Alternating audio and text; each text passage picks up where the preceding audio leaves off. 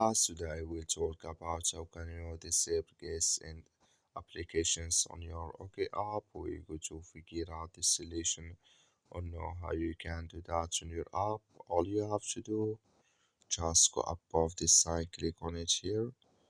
So when you click here in this sign here, it's going to take you to your profile. Then all you have to do, just go above this sign, click on it.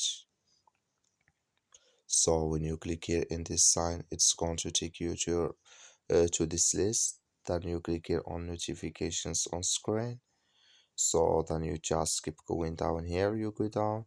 When here it's going to show for you other notifications. Come here to games and applications.